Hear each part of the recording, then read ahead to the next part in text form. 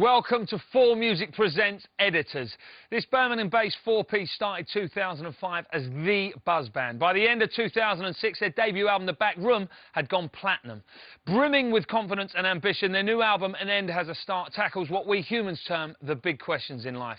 Not only will I be putting these big questions to the band, but they'll also be performing new and exclusive tracks from their new album, along with an old favourite. So, to kickstart proceedings, here are Editors with the first single from the album. This is Smokers Outside the Hospital Doors.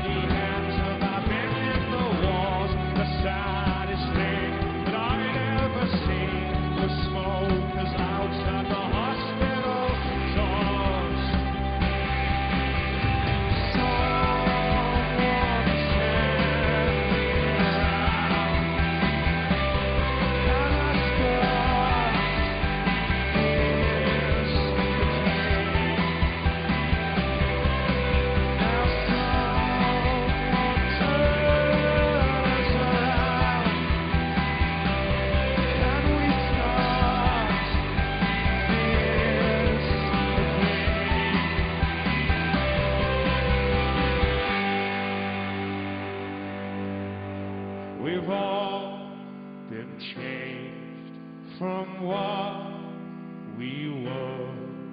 Our broken hearts left smashed on the floor. I can't believe you if I can't hear you.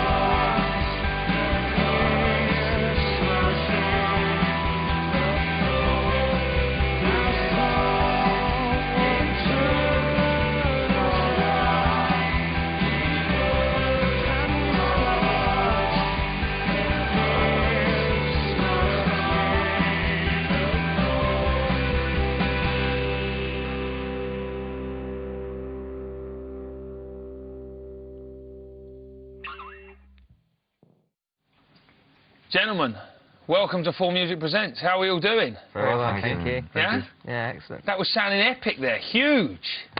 Do our best. Yeah? Good, good. Tell us, tell us about it. It's quite heavy kind of subject matter. Tell us the story behind that. Yeah, it's just some observation I've had from childhood, really, stuck with me. And it's kind of my job to put them in lyrics and put them in songs. You were in hospital one time, back with a little broken leg? Well, or no, just visiting family really when you're young. Not any more than anyone else has, and it just, you know, it's just something that's stayed with me. And yeah, so in the song it's kind of, I guess, some kind of metaphor for disease really and illness. But yeah. Now, Tom, I believe I've read somewhere anyway that you said you're not too fond of people over-analysing your lyrics. Is that right? Well, I don't mind people over-analysing them. I find it's quite hard talking about them because I don't know, they're not like specific stories detailing specific things. You know, they're based in emotions and my thoughts and worries about certain things. They're not all dark, but I think to the casual observer they might go, oh, it's just a bit of moody nonsense, and that's fine. But it's hard for me to sometimes explain where my head was at the time. Yeah. So they're perhaps a little bit abstract sometimes. Sometimes, yeah. I think this record's maybe a little bit easier to read than the first record. I think maybe hopefully in the last few years I've got a bit better at writing lyrics. But yeah. And tell me, I mean, I've also read that you guys are saying that this album kind of deals with a lot of the big questions in life, right? It does touch on, you know, things coming to an end, and I guess disease and illness, and also, but also, you know, making the most of it while you're here. And it's not just dark and depressing, but they're not trivial things. I find it hard to write about, you know, going to the pub and getting pissed and all that stuff. It's a bit limiting, really. Well, some people can do it very well, and that's fine. I can't, or haven't been able to yet. So hopefully with album 3, we'll just get into some really banal stuff about you guys, you know. Hookers and blows. Good, looking forward to it. Now, Chris, I want to ask you a question, sir. I believe when you first sat down and did the first playback of the album, you were all astonished.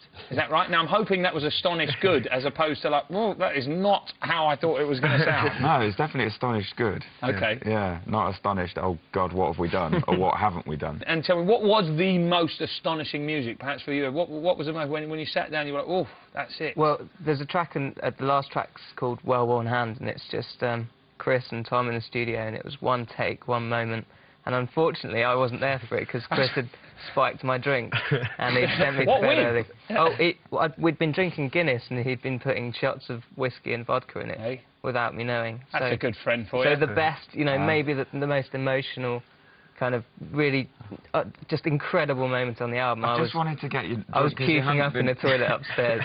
But when I heard it back in a dark room the next day, you know, after in a dark place as well, I'd imagine. Yeah, exactly. It was incredible and stuff. Sorry about It's a real departure for us as well, so that's lovely to hear. Now you're going to play another track for us. It's called An End Has a Start. Any funny stories about this track? Just want to make it a hit, didn't we? Just straight up. That was our Let's write a hit. Yeah, let's make something really good. Yeah, just a, you know, in your face club song. It's got Mellotron in it as well. Yeah. Which is a good thing. What's a mellotron? It's a keyboard that goes, oh. I can't wait to hear it. It's the greatest instrument in the world. Yeah? Other than an omnichord, yeah. And what's the omnichord do? It's like an electronic... Like a mellotron, but it goes, ah. A little bit like that, yeah, it goes, bring. OK, that sounds great too. Time to take a quick break, but just before we do, here are Editors performing the amazing An End Has a Start.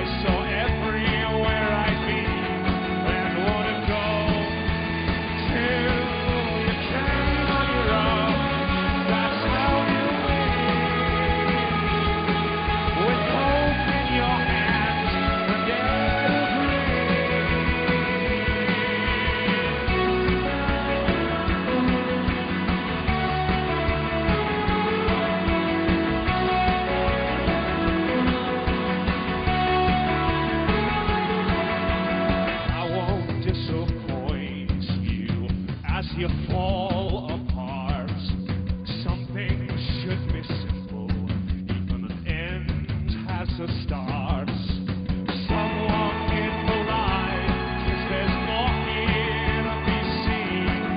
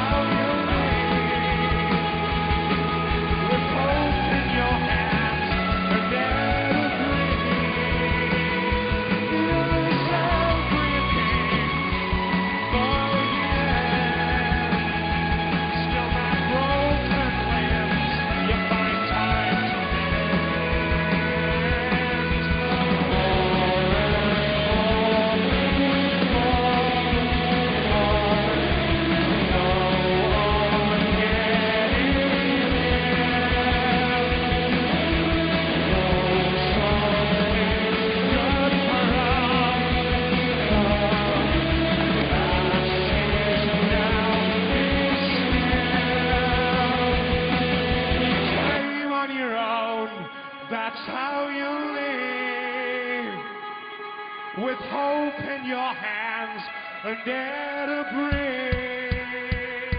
You lose everything, find the end. Still that broken lens, you find time to mend. You came on your own, that's how you live. You came on your own, that's how you live.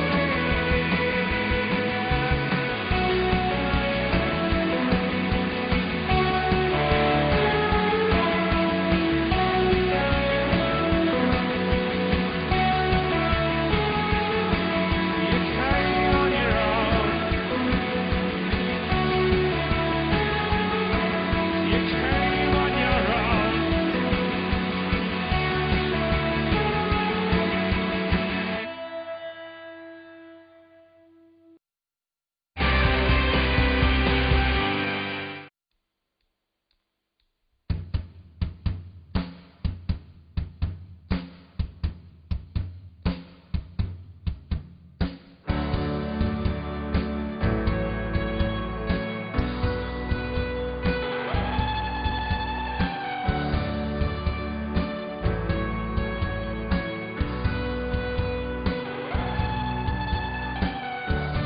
Keep a light on those you love.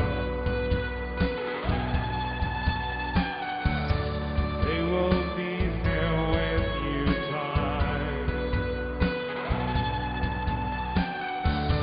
Baby, there's no need to fear. Baby, there's no need to cry. Every little piece of your life will add up to one. Every little piece of your life, well, it means something to someone.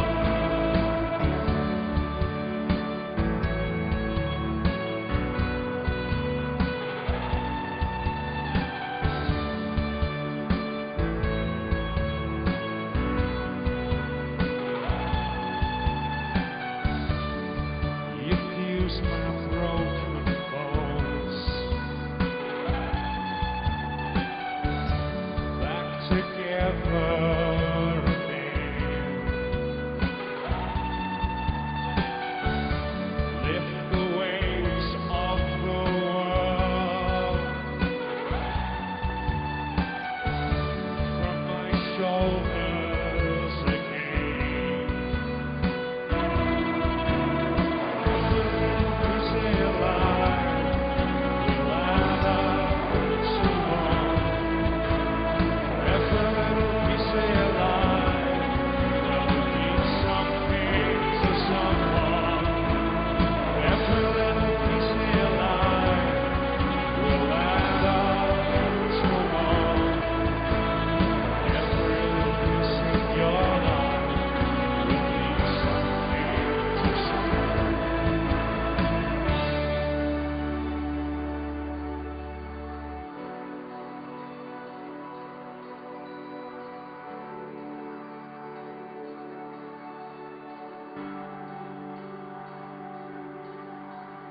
You touch my face, got whispers in my ear. There are tears in my eyes. Love requires to you. Touch my face, got whispers in my ear. There are tears in my eyes. Love requires